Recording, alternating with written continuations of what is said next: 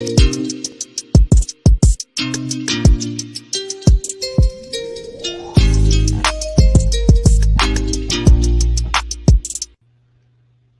what's going on, man? What's going on? What's good with you, Trey? I feel like it's been a minute. Yeah, man, it's been a while, man. It's been a while. I think it's been over like what, 3 weeks, right? Yeah, 3 weeks close or to a something like month. that. Yeah, yeah, man. It's been a minute, man. Like I said, that's just been working, and you got married, so just want to say shout out to Miss Hudson and congratulations on that. I think that's very awesome. But yeah, man, just been grinding. This is a busy part of the year. Got a lot of things I'm trying to do before the year ends here, so just sticking to the plan and staying focused and just trying to get these results. And like I said, got about what, maybe 3 more months until this year's over. Like this, man, this year's went by pretty I fast though. know it did. It definitely Like did. a flip. Like it's went by 3 more so. months and we'll be in 2023. Yep. It's like, man, it's like, where did all this time go, man? But how's everything going with you? Like, I know school has started back, so what is that looking like for you? So the last 2 weeks of school, the kids been getting out at like 1 o'clock, but now we're about to go back to dismissal around 3 o'clock. Um, I mean, it's cool. The kids are, friends now, so they annoying because they keep talking to each other in the any and everywhere. And I'm just like, yo, just let me get through my lesson. You can talk all you want. When I'm done, we can talk outside. When we at recess, you can run around, you can scream. I don't care. But I got to get through this lesson. Um, I haven't started tutoring or anything like that yet. So I'm just putting in 8 hours right now, but them 11-hour days is gonna be coming around the corner real soon. Um, Teaching science this year ain't been that bad. The lessons are already made, so I just got to go through the lessons. We're talking about qualitative analysis, quantitative analysis, and making inferences right now. So just basically, they look at a picture and talk about the things that they see. You know, it's cool, bro. It ain't bad. But this math though that I'm teaching right now, bro, some of these my old fifth graders that's now sixth graders. I'm pretty sure they'd be lost if I just gave them the paper without any direction, and tell them what to do. If the directions was written on the paper, I think they'd still be lost. Like we're going over converting units of measurement, so going from like a liter to a milliliter, and you got to multiply by 1,000. But it ain't just multiplying by 1,000. We got to multiply by 10 to the third power. And I'm just like, bro, they in fifth grade. Like I didn't learn none of this in fifth grade. So this is interesting. This is a very interesting year. I feel like I'm teaching like AP classes or something. Man, yeah, I don't even remember doing that. What is that? No, it's not scientific notation, is it? It basically, yeah, Basically is. Yeah. yeah. But I just like we doing this stuff that's I think harder than last year and harder than before the panty. And I'm just like, for what? These kids are 2 years behind. Like I got kids that don't know what 6 times 6 is, and I'm over here talking about 7 times 10 to the third power. Like this is weird. Oh But you know what? man. Yeah, whatever. I guess so. Oh man. Listen, that's a problem right there. And it's kind of curious. It's kind of interesting that you say that because I was having a conversation the other day with someone who was telling me something about like the way that education is taught now, like in school, is that the division, y'all do division very differently now as well. Some type of box or something The they were lattice showing. method. That's what you're Yeah, referring to. Yeah. yeah. And I'm I like, man, don't. I don't I'm like like, none bro, of this that. is so confusing. It's like I've never actually done this in school myself. Yeah. I'm I like, had to man, learn it in order to teach it because I'm like, I don't know what this is. I see we got some people in the chat already. What's up, Elena? yeah. Shout out to Eleanor. Good afternoon, Eleanor. Shout out to Eleanor. Elena, did I pronounce it wrong? My bad. Yeah, I used to say Elena, but I think Yeah. it's Eleanor. Yeah, Eleanor. But it, but yeah, man, it's like, man, I don't even know how to do this myself. So that's what I'm saying. Like, it's like, man, it's like, damn, I remember doing this, but as I said, school is changing. Like you said, it's getting the way that y'all are teaching the children is much different than what we was taught in school, right? And then Yeah, I know, like in Texas, we got like the tax test. No, I think it's called the STAR test. I don't know about Illinois, but usually in it's the Texas, same stuff. okay, you Yeah, got past that it's exam. called Park, but it's all the same. What's it called? Park, PARKK. Okay, okay. Yeah, one more K, I would have been worried. But yeah. Oh man, goddamn, Shawn. But yeah, man, that's awesome. Like I said, you're very busy, obviously, getting back into the realm of things. You're gonna be putting up hours like we put in corporate, man. If you're doing these Yeah. 12-hour days, man, you're gonna be. Yeah. Yo, I want it. I want all the hours and all the money. So that way, I could take that money and invest it. And then I look up 10 years from now and I don't gotta work so hard because, I put in all that energy in my 20s and 30s. So I can Yeah. relax in my 40s and beyond. I think Dave Ramsey said he said, "Save like no one else." Wait, yeah, Yeah. save like no one else, so you can live like no one else. Is that Yeah, correct? live like no one else so you can later live like no one else. Yeah, same Okay, thing. okay, Yeah. okay.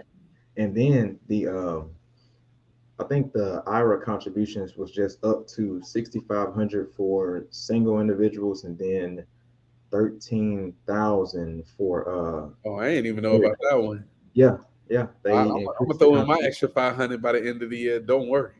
Yeah, hey, there you go. That's why you're working all these hours. And then what you just said lastly ties into what we'll be talking about today. We will be talking a little bit about higher education here. I think what we're starting to see right now is that um, kind of what we're starting to see is that housing is getting expensive. Hmm. Housing is starting to get very expensive, particularly for people who are renting and for those that are, I mean, not for renting, people who are buying homes. It's getting expensive for those people, and it's getting expensive for those who are looking to rent. And what this topic is talking about today is it's talking about rising rents. It adds to college students' scramble for affordable housing. Hmm. When you look at some of these places that was talked about in this article, some of the places that was talked about was New York and I think California and Washington D.C. And as we know, rents is rising very quickly in those places, with the average rent being over 5,000 in Manhattan in New York City now. Um, and then the rent in D.C. is starting to rise as well. So as I was reading this article, and as you was reading it, Shawn, when it comes to the effects of rising rent on college students, what do you have to say about that? I'll be honest with you, I don't got no Washington Post account. But I mean, based off of what I read, what I could read before it cut me off with the blurred words or whatever. Um, when it comes to the effects of renting, the rising rent, basically it's saying, I mean, it's obvious. Rent is increasing, so therefore students who live in the dorms, in the college areas, right? They're trying to figure out ways in order to pay for this, right? So I remember when I was back in college, my dad was telling me to stay in a dorm, right? Because living in an apartment could be expensive, but it also depends on you know where you're living, because it might be expensive on one part of the campus or near one part of the area, but it might be cheap on another area, right? At the same time, it's like, do you cook or are you eating out all the time? So I think this is it's kind of tricky because it depends on your lifestyle. Like, or do you have roommates? It's so many other questions you can ask before saying, oh, the rent is higher.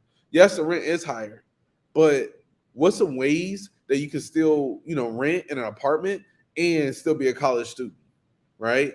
But I mean, off the top of my head, what is the effects of rising rents? Maybe it means that some people may not be able to live on campus, right? You may not be able to go to your dream school or whatever because it's too expensive. Like, the school itself is expensive, and then you can't even live, near the campus. You might have to take online classes, or you might have to pick up some additional hours of work, right? So now you can't party like you want to because you got to work. And that's just comes with, everything increasing, inflation and whatnot. And it's not, and let's not pretend that other things aren't getting expensive as well, like the groceries or gas and things of this nature. So all these other things are getting more expensive, and the question is, what about your income? Is your income increasing at the rate of inflation? And if it's not, then you won't be able to afford this lifestyle. What you got, Trey? That is well put, my friend. I think you're spot on. And sort of what the problem is ultimately is that, unfortunately, even if inflation cools, right, once it, because it will cool at some point, but I think that in some of these places, the the cost, right, like the housing cost is going to keep exploding. Like you look at places like Austin, you got a mass migration of people moving there. So that's just a more so of a supply and demand issue. So rent is going to keep going. It's going to keep going up there, and it might be the same as New York as people start to come back into the office and so forth. And what this article was hitting at was that when the pandemic, or when the pandy first happened, a lot of people moved off campus, and so housing was easier to get, and plus housing was much cheaper because you had an excess amount of housing, so it wasn't filled, right? So obviously supply and demand there. And now that people are returning back to normal life and people are running to try to get housing, and it's not just on campus housing, it's off campus, they're trying to get both. So now that's why you're seeing the price hikes there. And what I think is one of the effects is it's just going to diminish some of the college students cash flow. um, you got college students who obviously they work a part-time job, and like you said, it comes down to your budget. More money is probably going to have to be allocated towards rent as a consequence of the rise in inflation. And then some college students may have to go without. They may have to lower their budget for food, right? Like I've heard stories about uh, people like donating. I think one time they were saying that I read some about someone donating like some meal plans to students because they didn't have enough to get food and stuff like that. So I think that's some of the things that you're going to see is that the cash flow is going to go down because the average college student, most college students work a part-time job, and depending on where you are, where you live, like I know when I was doing my research, I read that the annual salary or the annual income of a college student, is between $7,500 and $42,000 a year. So that's just the average, right? But if we take the lower end of that number and you divide that out, you would see that monthly that's not a lot of money, right? Especially if you have to pay for housing, and it varies from city to city because we don't know what that looks like for everyone. But in these places that they were talking about in that article, it's going to be rough. It's going to be a stretch. And so, to the next point, what we can talk about is how do rising rents affect college students' lifestyles and their studies. I think that here, I think that I don't know, Sean. Like when I look at this, like from my perspective, although the rent is going up, like I think when you're in college, it's a great time because you're already getting offered a lot of discounts, and there's so many social events that you can go to, and there's so many other events where you can get a lot of stuff for free. Like even if you like to go outside, like college students who like to go outside and be active, you can go to places like the movies on Tuesdays for $3. Yeah, it's like 50% off, man. So I think that although rents will rise, I think some people their lifestyles won't be affected as much in terms of entertainment because most people are traveling in packs anyway, 6 to 7 people, depending on where you're going, and people are already splitting things down the middle. Yeah, bro, you bring up a good point, especially with like the movies. I remember back at EIU, we used to all go to one of the halls. I think it was Buzzard. It was Buzzard Hall. They had free movies on campus, like every, I think it was Friday or something like that. Just go do the free stuff, or the inexpensive stuff. I remember going to a restaurant and only getting, the little nachos, in a pop. And the nachos was free, right? And all we had to do was just pay for the drinks. And then the nachos just kept coming. And, if you got the money to get a taco or a burrito or whatever, that was like $7. But you don't have to have an extravagant lifestyle as a college student at all. Like, I remember people was, jumping in cars, driving to different universities and partying out in places. Yeah, I'm just like, yo, I'm not doing all that. I mean, if you want to, go ahead. I ain't about to do all that. I mean, if you decide to do that, please find a place where you can live for free. I hope you go into your, your cousin, college down the street or something, so you pay for the gas, and then your cousin lets you stay, at their place. I hope you're not paying for hotels, and it just gets expensive at that point. You got the gas, you got the hotels, you got to pay for the drinks, you got to pay for the food, because you don't know nobody and you just hanging out with your friends. It's a lifestyle you probably shouldn't have. Not yet. I remember people blowing money on clothes, bro. Like, polo shirts and stuff. I'm just like, yo, what are you doing? Like, they buying all North Face jackets and Canada Goose. What are you doing, yo? You are a college student. I go to Walmart. I was buying my clothes at Walmart, and I ain't care what nobody said. I had a Smurf shirt that I wore so many times that I got from Walmart, bro, for like $4 or $3. I was not buying no $100 shirts and pants and belts and no, not yet. I'm not saying you can't have that lifestyle ever. I'm just saying if you not making that amount of money, why are you pretending to have this lifestyle that you can afford when you know you can't? Man, hey, hey, you rocking those Smurf shirts, man. I remember like when I first went to college, man, I was like, man, look, I'm like, man, I don't need all this, man. I would wear like just a regular white Hanes t-shirt every day. And then every 3 months when they start shrinking or they no good, I go right back to Walmart and get a regular white Hanes t-shirt. That used to be my everyday attire, man. Like every day. So that's what I'm saying. When you say that Smurf, I'm like, I can relate to that. And then you say polo, like when these people rocking the big rugby, you know the big rugby polo with Yeah, that's exactly what I'm talking about. bro, that's like 98.50 for that. For a polo shirt, just like the big rugby is like 98.50. Man, Yeah, man, you got all these stores. You got TJ Maxx, Marshalls, and all that, man. You can go there and get that for like $30 or something like that. bro. I But was I was I was buying hella flip flops because they was like $20 instead of buying gym shoes. Like, you just gotta figure it out. I was wearing the the and1 basketball sandals, shorts. I was wearing the t-shirts from Walmart. I go to the Nike outlet and get, my flip-flops. And I used to just go to class and be comfortable, yo. And I remember the girls, some of the girls would be dressed in, all that fancy stuff and be like, oh, why don't the guys take care of themselves and buy nice clothes? And I'm just like, yo, you gonna buy my nice clothes? Because I'm not. I'm not about to buy nothing that's expensive for no reason.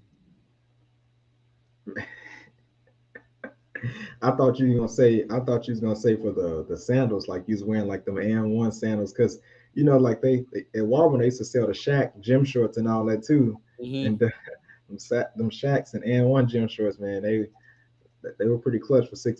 I don't know how Yeah, much they are now, but definitely used to rock those too. Man, I'm telling you, listen, everybody not, and if you haven't already watched it, go check the video out. We did a video about a 21-year-old who was making I think $90,000 or something, living in Chicago as a college student. I mm-hmm. mean, everybody's not gonna be like her, man. We can't afford all this Gucci and all this stuff like that. We just broke. I don't know about everybody else because people on YouTube rich, but I'm broke and dusty. So I live in the basement. I'm just trying to make it happen, but I can't speak for everybody else. I'm broke and dusty. But But uh, my bad. Did you have something else? no, go ahead, go ahead. I just wanted to jump in real quick and talk about the studies because I didn't. I talked about the lifestyle a lot, but not the studies. So I'm trying to think, how could the rising rents affect the studies? I guess because students have to now work a little bit more, and basically that's also time that people won't be able to, be in a library or 24-hour lounge or anything like that in order to study. that they could possibly get lower grades. But I don't really see that happening. Like I feel like most college students, on their free time, just be partying and drinking and having fun. I remember my last few years of school, I was in a 24-hour lounge, yo. Like all I did was study. Like people was telling me, yo, why ain't you partying? Don't you want to be a part of, Phi Beta Sigma? I mean, like, don't worry, I'm gonna be in the fraternity and all of that. It may not happen the way you think it'll happen, but it's gonna happen. I need to be on top of these books so I can graduate on time. It took me 5 years instead of 4 because I changed my major like 3, 4 times. So I'm like, I don't got time to be playing. I'm sorry, I don't. Hey, hey, I'm with you, Shawn. I can attest to that, man. I can attest to that as well. Being down at that library with Tan Tran, shout out to my friend Tan Tran, and some other folks down at the 24-hour library over at Evans. 24 hours. They study in Calculus 3.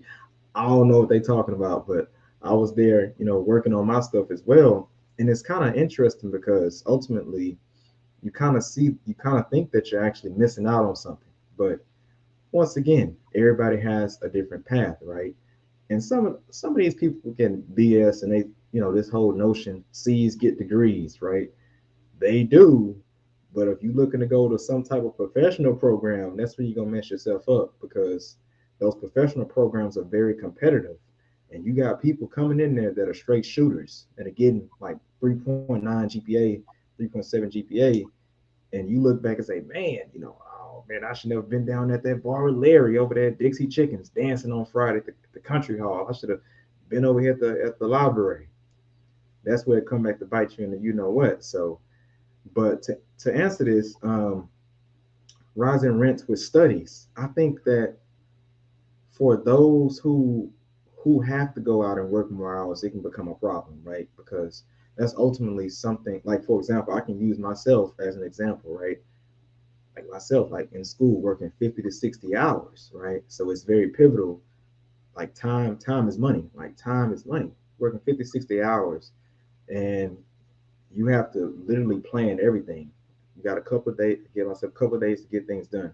Like it's nonstop. It's nonstop. I got to get it done, and it's a lot of pressure. It really is. And and so for those people who have to go out and work more hours, I think that it can become problematic because ultimately the consequences of the rise in rent is definitely going to hurt them, and that's going to tie into what we're going to talk about for the last topic, which is what are the student options for affordable housing. And I want to carry over with that is one of the affordable options if you are doing well, you're excelling in your studies, you can leverage your academic success for scholarships. You'll be surprised how many scholarships that are released every year at the beginning of the school year, and you have, I think, like maybe a couple of months to get it done, and a lot of people don't apply for them. Yeah. Like, um, and even depending on what type of certifications you're trying to get, like even if like you're in college and you're trying to get certain certifications, right? Like I can use for an example people who are going into finance, right? There's certain certification that you can get, like the CFP, as an example. And the CFP board, there's scholarships out there that you can apply for, $5,000 to $10,000 scholarships, and it's going to help you pay for your courses that you're taking if you're taking courses geared towards CFP in college. That's one example. That can be very helpful for those who need that extra money. And if you're doing well, you can get scholarships to pay for housing because sometimes what you see is that the tuition isn't that bad. Like the just for the classes isn't that bad. It's the housing that kills you sometimes. Like I was talking to people in London, they say tuition not bad here, but it's the housing accommodation that's very expensive and it adds up. And another thing you can do, if possible, maybe go to not go to a junior college. That's more so saving on tuition, but more so if you are going to school where you have family, it's probably best to stay home with family. Like I know people want the freedom to be able to go do what they want and bring whoever they want over and all that stuff, but I mean the point is not to go to college and play. In my opinion, the point is to go there, get your degree, network, and use that degree to make as much money as you can. That's just what I think. So that's another option that you may have, that people may have, is actually going to state school and staying with family if possible. Even if you got to make a 40-minute commute, you may just have to do that. Another option, get a side hustle. In the place where I go to school at, a lot of people that I talk to on campus, and some people I've talked to when I was out playing golf, they say, yeah, we babysit and we get paid pretty well by some of these families. Now, if you get connection and get in with some of these families, with some families who are willing to pay well, that can help also offset some of the costs for housing. There's an app called, I don't know if it's called Rover or something, but even walking dogs. Like, man, there's just too many opportunities out here. And then my last thing I was going to say, resident assistant. People who are resident assistant and you live on campus, I believe you get free housing. Yep, you So do. that may be an option. I know it may be a drag, but hey, you gotta do what you gotta do. Yeah, I like all your points, Trey. You actually brought up a few that I didn't think about, like the RA. I forgot all about that. The resident assistance. That's free housing, or I think like reduced housing, depending on what college you go to. Hmm? But yeah, you got to babysit some 18-year-olds to 21-year-olds. But you're gonna look up in a couple years and be like, yo, at least I don't owe nothing in student loans. Um, I think the only thing that you didn't mention was roommates. I think that's the only Oh, thing, oh, having more roommates. So I'm not the biggest fan of roommates. I'm gonna be honest. Like when I was, well, let me take a step back. My freshman year, my boy Tanner, never met him in my life. Random guy, love him. Second year, I roomed my boy Dante because he was getting straight A's and my GPA was a 2.08 or something like that. So I was like, I need to get everything back on track. So I roomed with my boy Dante. Okay, first time ever having a 4.0. Third year, I had a room to myself. Fourth year, I started off with a roommate at an apartment, and then my boy ended up leaving. I had the whole apartment to myself, and then my fifth year, I roomed with my best friend. Okay, who was my best man at my wedding. So I say all that to say this. Sometimes you just got to get a roommate. Sometimes you might need 2, 3, 4 roommates. If affordable housing is the problem, then you just need some roommates. You might have some crazy stories having 3 people, live with you, 4 people live with you. But hopefully, if you got, a good crew, a guys or girls or whatever that you can trust financially to make the right moves. You got one that's pretty fun and the other one that's on top of their studies, and y'all can all get together and have fun and study. I think that'll be a great combination to be, successful in college and have fun, and leave on a good note. What's good before the billions?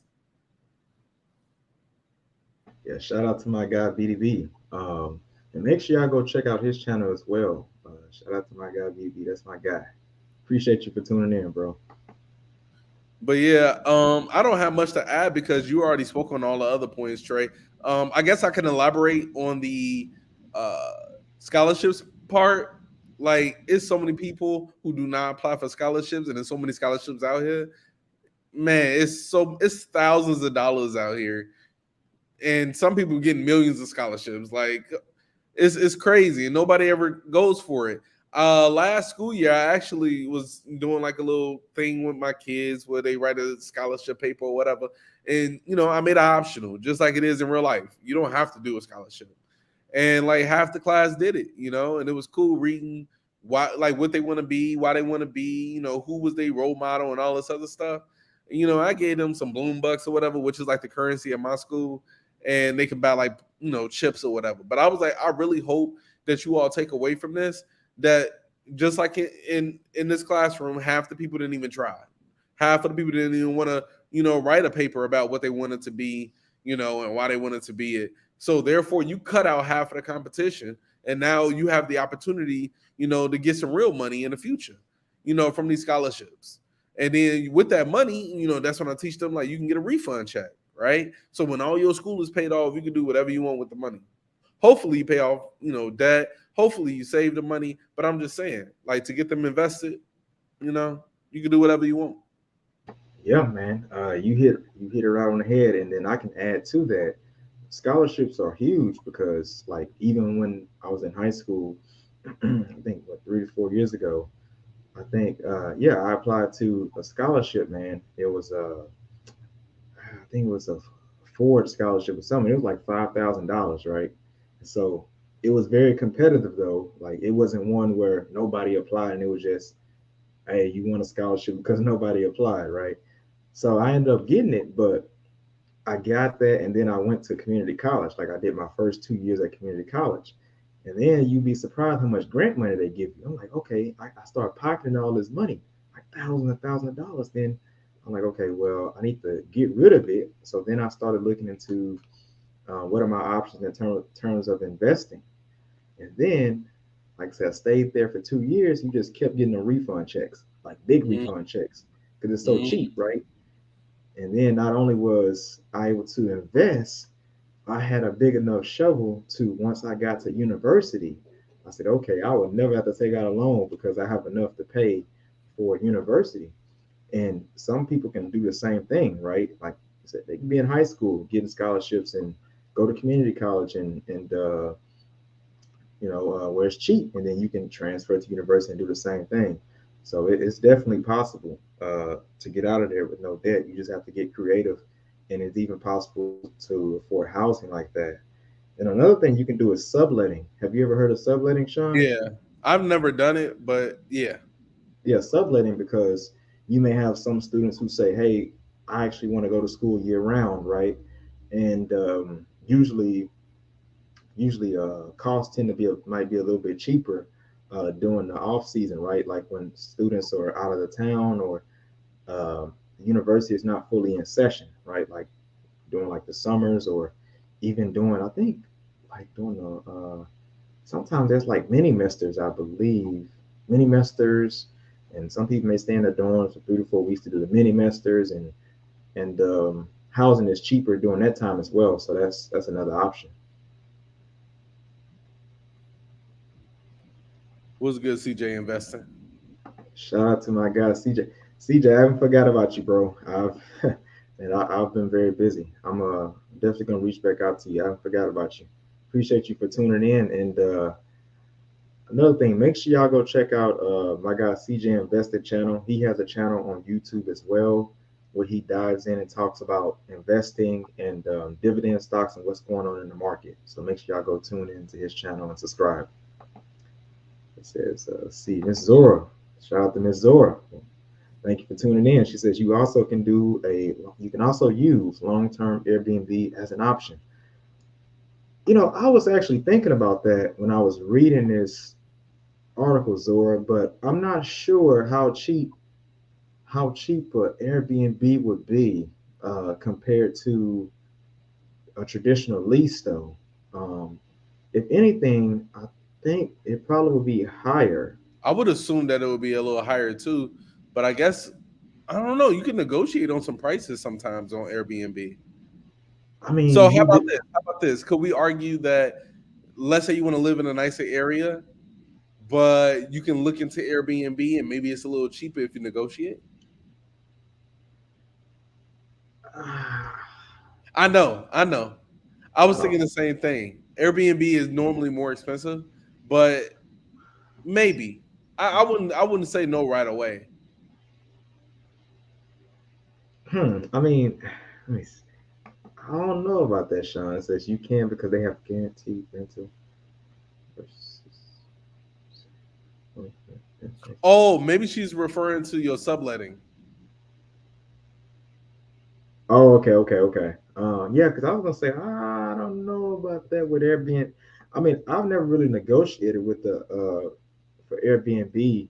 Um, like I know when I've done Air. Oh, she says no. She's talking about the Just no Airbnb. Airbnb. Oh, I don't know about that one. I I'm don't know sorry. about that, Zora. I mean, because from what I've seen with the Airbnbs, I've seen that the Airbnbs cost more than, like, if they didn't cost more than the rent, the rent in the place, the surrounding neighborhood that I was living in, a full 12-month lease, it was right in line with it. So it wasn't really cheaper because sometimes these Airbnbs they hit you with all these fees, like these service fees and these cleaning fees, and sometimes those service fees are like $300 and $400, and then you got the cleaning fees, and then you already got the money that you got to pay per night. So I've thought about that though. Actually, when I was looking up, when I was thinking about this last point here, Airbnb versus traditional. But there have been some studies performed where they've said that Airbnbs is much cheaper than traditional leases. But when I was doing the research, it didn't say what areas, but the areas I was in, at least, I didn't see that. I saw that the rent price of the Airbnb was more in line with the rent in the area or region. So, but anyways, um, if that's all you got, Shawn, you got anything else before we get out of here? And that's it. That's all I got. Unless we about to talk Yeah, about buying some more bag talk yeah. t-shirts. So make sure y'all yeah, man, make sure y'all go to Shopify and get your gear. Like I said, I'm broken dusty. I don't know about Shawn, but I listen, I am broken dusty. I'm not like these people on YouTube. I'm not rich. Everybody else on YouTube rich, but I'm living in my mom's basement. So make sure y'all go out there and get those t-shirts to support the channel. Um, and so that we can keep this thing moving. See, she said, so based on NerdWallet, can you negotiate an Airbnb? The short answer is yes. You can negotiate your Airbnb stay. To do so, simply contact a host and ask for a discount or propose a lower price. The only reason I know about that is because one of my guys, he negotiated for a lower price in order to take his girl to like um to another state or something like that for a weekend. That's the only reason I Hmm. know about that. I'm gonna have to. Wow. Okay. I'm gonna have to look into that then. It says then the host has an opportunity to provide a special offer that's only available to your account. Hmm.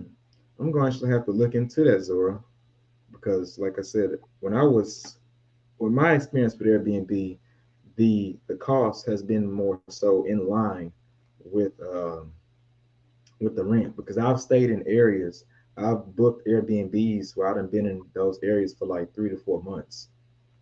So I actually stayed in the Airbnb for 3 to 4 months, and the rent, and it was a 1 bedroom, and the rent was much in line with the rent of the other apartments that was in the area, if not a little bit more. So I'm actually definitely looking to that. CJ Investing says, appreciate y'all, bro. You're doing it right. Community college saves you a lot of money. Like you said, they give you all types of grants and stuff like that.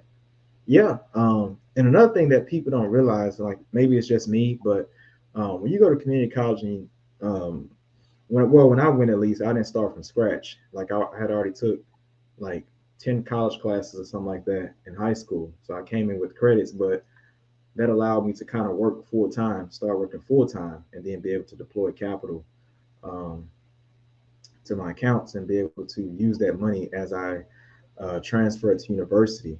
And so that may work for other people as well, because basically you're taking classes that you've already taken in high school. It's just a retake of English, math, science, and stuff like that.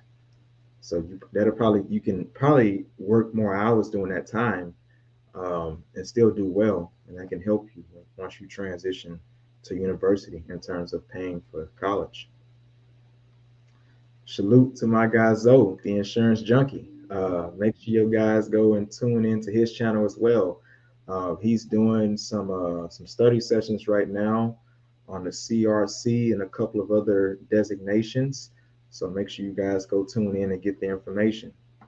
Very What's valuable stuff. good?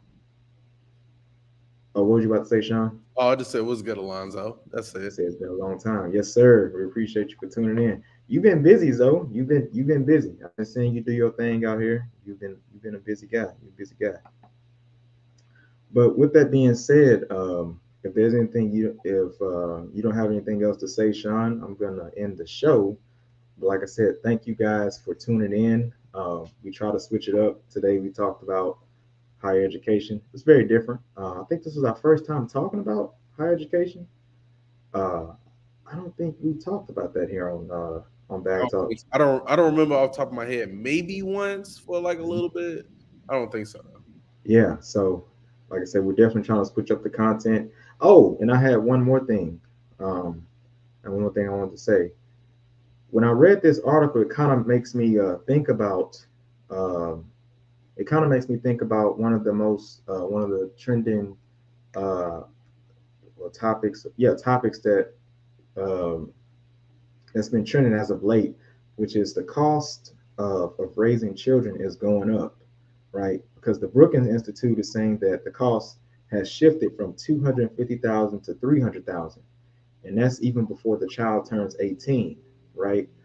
Then think about the families that are already paying for these children to go to school, and some of these families are having to pay for the child's housing costs as well, Shawn.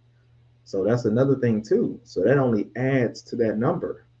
And it just goes to show you that even as the cost of living goes up, the cost of children, having children increases as well because those costs, that's before 18. And so you add on those costs for housing, that number only expands. I remember the episode now, Trey. We had talked about if higher education was worth it with a PhD. Oh, That okay, okay. So that yeah, was that was we talked about, but we okay. never talked about like undergraduate. I think this is our first time talking about that. Okay, okay. Yeah, that's what I'm saying. We switching it up. He says, depending on the degree, and yes, community college is the best for core competency, the best bet for core competency. Absolutely. Um, Community college, you can go get a trade. I got a cousin that's going to get a trade right now. I think he's going into welding or something like that. So, I mean, it says depending on the degree. Yep. Science, technology, engineering, math, uh, finance, or law. That's pretty much where it's at, in my opinion. Um, and even for some of these things you do now, you're starting to see that it's all about certifications.